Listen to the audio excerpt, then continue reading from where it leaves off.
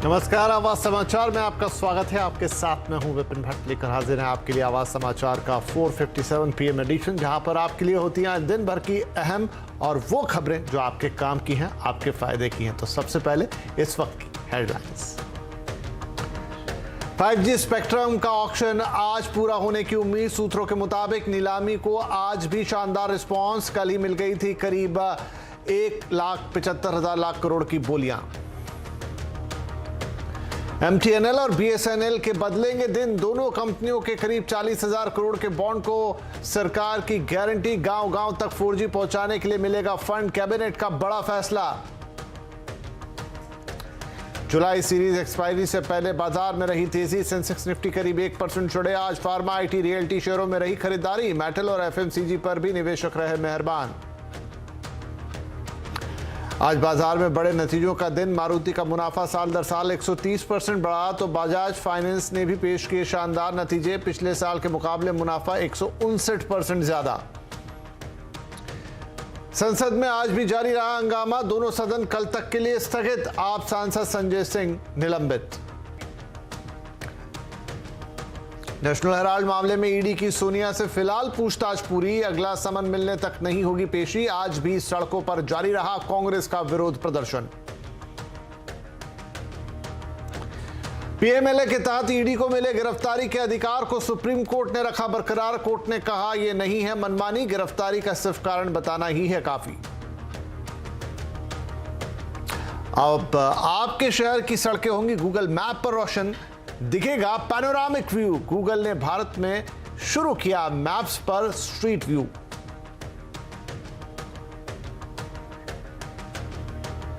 तो इन ढेर सारी खबरों के बीच सबसे पहले बात करेंगे 5G स्पेक्ट्रम की नीलामी की, जहां पर खबरें लगातार आ रही हैं। 5G स्पेक्ट्रम नीलामी में सरकार को उम्मीद से बढ़िया और शानदार रिस्पांस मिल रहा है।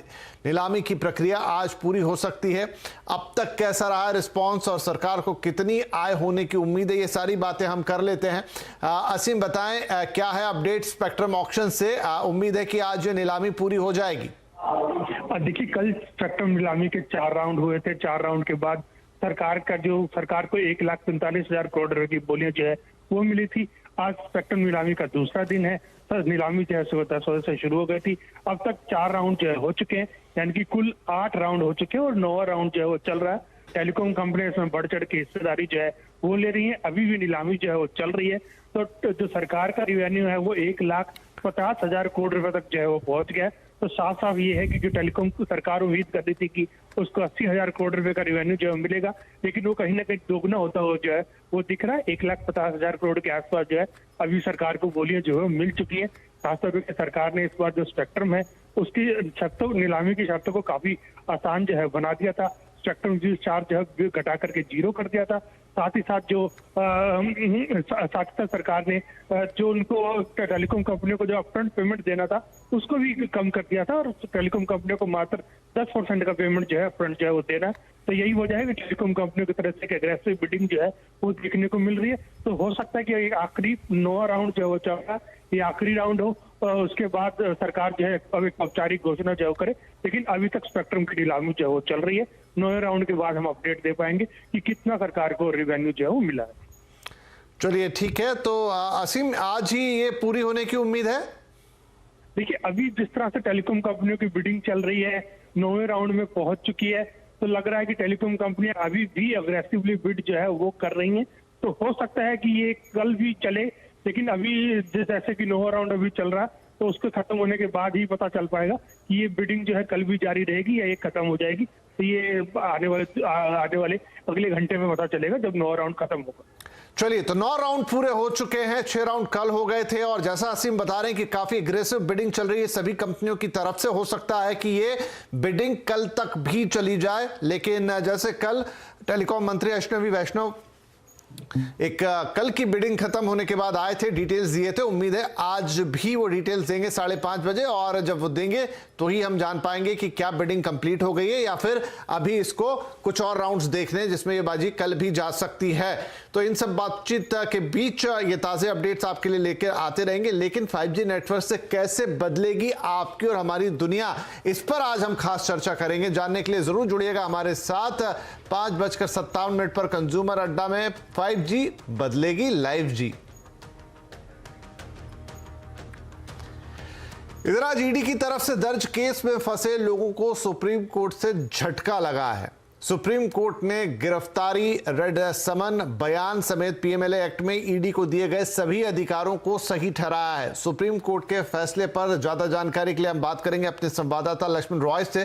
तो लक्ष्मण, एक ये ऐसा फैसला या ऐसी सुनवाई जिस पर सबकी नजर थी, क्योंकि ईडी की कार्रवाई को लेकर और खासतौर पर पीएमएलए के तहत जो कार्रवाई की है ईडी ने, उसके अधिकारों को लेकर यह मामला कोर्ट तक पहुंचा था। अब सुप्रीम कोर्ट ने इस पर अपना जजमेंट दिया है। डिटेल से जानना चाहेंगे कि सुप्रीम कोर्ट ने किस तरीके के अधिकारों की व्याख्या की है ईडी के लिए। बिल्कुल, दरअसल एक तरफ जहां ईडी में सोनिया गांधी से पूछताछ हो रही थी, वहां ईडी के अधिकारों को लेकर के सुप्रीम कोर्ट में फैसले सुनाए जा रहे थे, और जो फैसले आए वाकई उन लोगों के लिए झटका है जो ईडी के अधिकारों पर सवाल उठा रहे थे। सुप्रीम कोर्ट ने अपने फैसले में साफ तौर से कहा है कि ईडी के पास जो भी अधिकार है, चाहे वो अधिकार गिरफ्तारी का हो, समन भेजने का हो, छापा मारने का हो, कुर्की जब्ती का हो, वो सारे अधिकार उनके जायज हैं, और पीएमएलए एक्ट में जो अधिकार दिए गए हैं वो अधिकार बिल्कुल सही है। एक मुद्दा यह उठा कि ईडी जो मामला दर्ज करता है वो आरोपी को क्यों नहीं उसकी कॉपी देता है। तो सुप्रीम कोर्ट ने साफ तौर से कहा कि ईडी पुलिस नहीं है, ईडी के अधिकारी पुलिस अधिकारी नहीं है, इसलिए पुलिस के एफआईआर से तुलना ईडी के केस दर्ज फाइल से ना की जाए। एफआईआर तो आप मान सकते हैं, लेकिन ईडी जो केस फाइल करता है उसकी कॉपी देना आरोपी को अनिवार्य नहीं है। तीसरी बात यह उठी कि आरोपी को जब गिरफ्तार किया जाता है तो उस टाइम में कोई सम्मन दिखाते हैं, वारंट दिखाते हैं, सीधा अरेस्ट कर लेते हैं, ये कितना सही है? तो सुप्रीम कोर्ट ने कहा कि ये भी सही है। बगैर कोई कारण बताए हुए आपको गिरफ्तार नहीं किया जा रहा है, सिर्फ अगर कारण बता दिया गया उसके आधार पर ईडी आपको गिरफ्तार कर सकता है। इसके लिए आपको कॉपी देना, केस की कॉपी देना, वारंट दिखाना, इसकी कोई जरूरत नहीं है। हाँ, एक फाइनेंस बिल में एक तब्दीली की गई थी ईडी के अधिकारियों को लेकर के, इसको जरूर सुप्रीम कोर्ट ने 7 बेंच के जज के पास भेज दिया आगे की राय जानने के लिए। लेकिन फिलहाल जो सवाल उठाए गए थे ईडी के अधिकारों पर, पीएमएलए एक्ट के तहत दिए गए अधिकारों पर, उन सवालों को खारिज कर दिया और कहा कि जो अधिकारों में बिल्कुल पर्याप्त है और जायज है। और इसमें यह भी कहा है कि जो मनी लॉन्ड्रिंग होता है वो सिर्फ सामान्य अपराध नहीं है। दरअसल ये एक ऐसा अपराध है जिससे सिर्फ अर्थव्यवस्था नहीं बल्कि आतंकवाद को भी बढ़ावा मिलता है, और इस दूसरे देशों में भी इससे जुड़े कानून में ठोस बदलाव किए गए। यहाँ भी ऐसे ही करने की जरूरत थी, जो किया गया है। जी लक्ष्मण, तो शुक्रिया इस खबर के लिए। यहाँ पर ईडी के अधिकार सुप्रीम कोर्ट ने मान्य किए हैं और कहा है कि ये कोई मनमानी नहीं है और बिना गिरफ्तारी का, मतलब सिर्फ उन्हें कारण बताना ही जरूरी है और वो गिरफ्तारी कर सकते हैं। इधर दूसरी बड़ी खबर का रुख करेंगे। नेशनल हेराल्ड केस में कांग्रेस की अंतरिम अध्यक्ष सोनिया गांधी से ईडी के तीसरे दिन की पूछताछ खत्म हो गई है। ये तीसरा मौका था जब ईडी ने सोनिया गांधी को पूछताछ के लिए बुलाया था। अब अगला समन मिलने तक सोनिया गांधी से पूछताछ नहीं होगी, यानी फिलहाल के लिए पूछताछ खत्म। इधर सोनिया गांधी से ईडी की पूछताछ के विरोध में कांग्रेस के कार्यकर्ताओं ने आज भी प्रदर्शन किया। कांग्रेस नेताओं ने संसद से विजय चौक तक मार्च निकाला। पुलिस की ओर से भी सख्ती दिखाई गई और दिल्ली के विजय चौक पर कई सांसदों को हिरासत में लिया गया। कांग्रेस मुख्यालय के बाहर तो कार्यकर्ताओं की पुलिस से झड़प भी हो गई। यहां भी पुलिस ने कई कांग्रेसी कार्यकर्ताओं को हिरासत में लिया। कांग्रेस ईडी के दुरुपयोग को लेकर केंद्र सरकार पर सवाल उठा रही है। कांग्रेस का कहना है कि ईडी का इस्तेमाल सरकारें गिराने के लिए हो रहा है। ईडी द्वारा जो तमाशा हो रहा है देश के अंदर, पहले राहुल गांधी जी को बुलाया और 5 दिन तक लगातार, ऐसा कभी होता नहीं है, किसी ने सुना भी नहीं होगा कि 5 दिन तक लगातार आप 50 घंटे आप पूछताछ करें। सोनिया जी को बुलाया है, अब आज तीसरी दिन है, तीसरी बार है, और पता नहीं वो कब तक बुलाएं। ईडी का उपयोग सरकारें गिराने के लिए किया जाता है। इस पर बीजेपी अध्यक्ष जेपी नड्डा ने कांग्रेस पर निशाना साधते हुए कहा है कि यह सत्याग्रह नहीं है बल्कि सत्य को ग्रहण लगाने की कोशिश हो रही है। गांधी परिवार खुद को देश और कानून से ऊपर समझता है। सच बात तो यह है कि सत्य को ग्रहण लगाने की कोशिश है। यह विषय जो उठा रहे हैं कांग्रेस पार्टी वाले, ये न देश के लिए है आवश्यक, न ही पार्टी के लिए। ये एक परिवार को बचाने की एक कुत्सित प्रयास है। यह परिवार अपने आप को देश से ऊपर, कानून से ऊपर समझता है, इसलिए इनसे कोई पूछे, हिमाकत करे कि इनसे कोई पूछे, ये इन्हें नागुजार है, यानी ये इसको एक्सेप्ट नहीं करते हैं। चलिए अब रुक करते हैं अब बाजार की तरफ। जुलाई सीरीज एक्सपायरी से पहले बाजार में आज तेजी देखने को मिली है। सेंसेक्स और निफ्टी में आज करीब 1% की तेजी रही।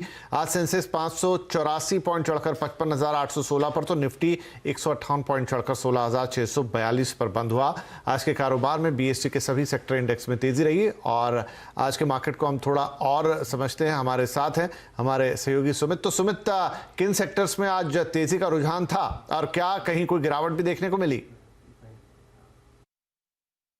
देखिए, अगर निफ्टी के टॉप गेनर्स की बात किया तो आज फार्मा का दारोमदार पूरा रहा। निफ्टी के टॉप गेनर्स में सन फार्मा आपको दिखाई पड़ेगा, एसबीआई जो करीब 3% ऊपर था, डिविस करीब 3% ऊपर, एलएनटी नंबर्स के बाद यहां पर भी 2.5% तक का उछाल बनता हुआ दिखाई पड़ा। निफ्टी लूजर्स में भारतीय Airtel, Bajaj auto, HDFC life और कोटक महिंद्रा बैंक, कुछ ऐसे नाम जहां पे आधे से लेकर 1.5% तक का बिकवाली बनते हुए दिखाई पड़ा।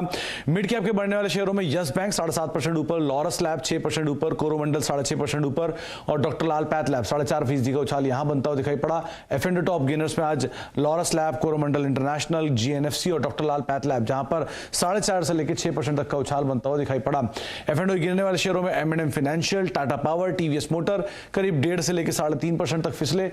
और इसके अलावा अगर आज आप सेक्टर वाइज देखेंगे तो आईटी में आज लीड कर रहा था Wipro, tech Mahindra, L and T tech और इन्फोसिस, और साथ साथ फार्मा में Sun pharma, Divis lab, Glenmark life, Glenmark pharma और जाइडस लाइफ जैसे नाम थे जो कि 2.5 से लेकर 6.5% तक चलते हुए दिखाई पड़े। तो ओवरऑल एक बेहतर मूड आपको आईटी और फार्मा की तरफ से आता हुआ दिखाई पड़ेगा।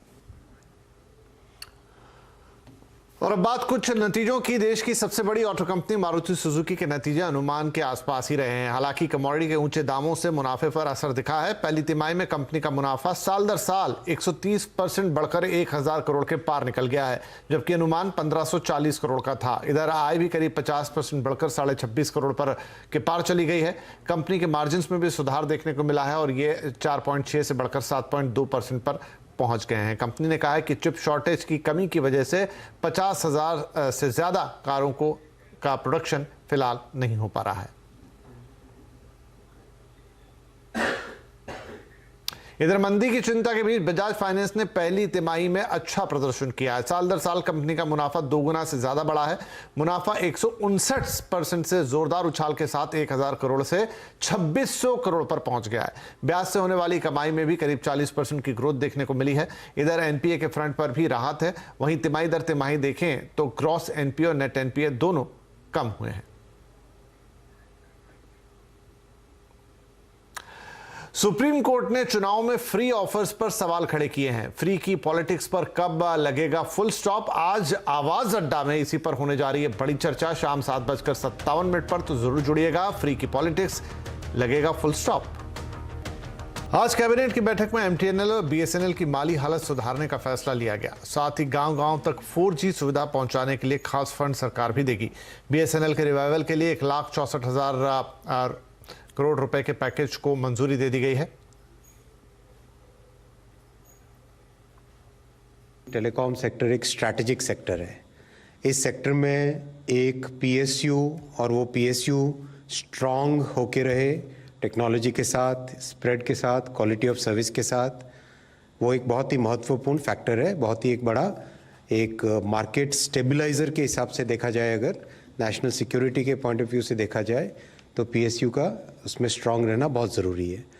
तो आज कैबिनेट में बीएसएनएल भारत संचार निगम लिमिटेड के रिवाइवल के लिए 1,64,000 यानी 1,64,000 करोड़ का पैकेज अप्रूव हुआ है। नेटवर्क को अपग्रेड करने के लिए जो इक्विपमेंट्स लगेंगे, जो नए टावर्स लगेंगे, उन सब के लिए जो कैपिटल चाहिए, वो कैपिटल इन्वेस्टमेंट का अप्रूवल भी आज के कैबिनेट में हुआ है। केरल और दिल्ली में मंकी पॉक्स का मामला सामने आने के बाद अब यूपी के जालौन में भी मंकी पॉक्स का एक मामला सामने आया है, जिसके बाद वहां भी स्वास्थ्य विभाग अलर्ट मोड में है। अस्पतालों में 50 बेड को रिजर्व भी कर दिया गया है। इधर दिल्ली में एक और संदिग्ध मरीज का मामला भी सुनने को मिला है। अब स्वास्थ्य विभाग की ओर से टोल फ्री नंबर जारी किया गया है। वहीं रैपिड रिस्पॉन्स टीम को निगरानी में लगा दिया गया है। मंकी पॉक्स से प्रभावित देशों से आने वाले लोगों की 21 दिनों तक मॉनिटरिंग की जाएगी। लक्षण दिखने पर तत्काल नमूना लेकर भेजा जाएगा। पश्चिम बंगाल के शिक्षक भर्ती घोटाले में ईडी की जांच तेज हो गई है। इस मामले में पार्थ चटर्जी और अर्पिता मुखर्जी के बाद अब टीएमसी के विधायक मणिक भट्टाचार्य ईडी के रडार पर हैं। ईडी ने उनसे भी इस मामले में लंबी पूछताछ की है। वहीं दूसरी तरफ इस मामले में ताबड़तोड़ छापेमारी का सिलसिला भी जारी है, जहां ईडी ने अर्पिता मुखर्जी के एक और फ्लैट और एक और कंपनी के ऑफिस पर छापा मारा है। और बताया जा रहा है कि इस दौरान एक काली डायरी भी बरामद हुई है, जिसके बाद कई और खुलासे हुए हैं। जिसके बाद शिक्षक भर्ती घोटाले में फंसे ममता सरकार के मंत्री पार्थ चटर्जी की मुसीबतें अब और भी बढ़ती हुई दिख रही हैं। दिल्ली के चांदनी चौक की मशहूर पराठे वाली गली हो या फिर मुंबई की चौपाटी, अब आप देश के किसी भी कोने से इन जगहों का पैनोरामिक व्यू देख पाएंगे और अगर उन जगहों पर होंगे तो उनका इस्तेमाल भी कर पाएंगे। गूगल मैप्स ने आज भारत में स्ट्रीट व्यू फीचर लॉन्च किया है। इस फीचर की मदद से लोग देश के हर गली और सड़क का पैनोरामिक व्यू देख पाएंगे। फिलहाल ये फीचर दिल्ली, मुंबई, चेन्नई समेत 10 बड़े शहरों में उपलब्ध है और इस साल के आखिर तक ये फीचर 50 शहरों तक पहुंच जाएगा।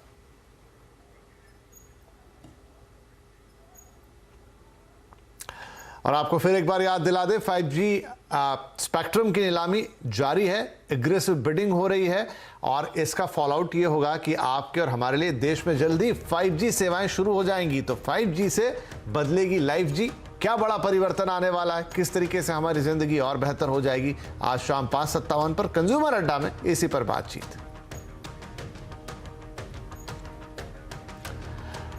तो आवाज समाचार के इस एडिशन में फिलहाल इतना ही। आगे आपके लिए और भी कार्यक्रम है। नमस्कार।